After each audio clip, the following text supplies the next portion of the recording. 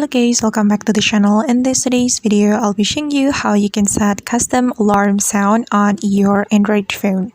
So guys, let's get into it. First of all, go to your clock application on your Android phone. Then we're going to select the alarm option right here. And this is my active alarm. So I'm going to set custom sound for this alarm. So we can just tap on this alarm like this. Then we can click on the alarm sound right here.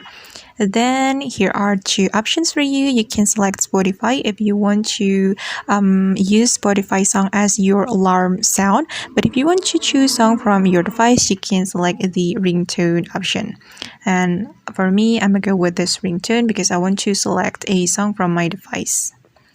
Okay, after that, we can tap on this plus button to add a song from our device. And for me, I'm gonna go with the song, so we can tap on the song like this, and after that we can tap on done. Okay, and now the ringtone has been selected, and we can just go back to the preview section.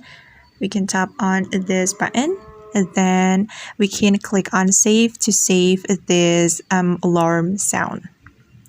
Alright guys, and that's how we can set custom alarm sound on Android phone. I hope this tutorial will be useful for you. Thank you so much for watching and see you on the next video.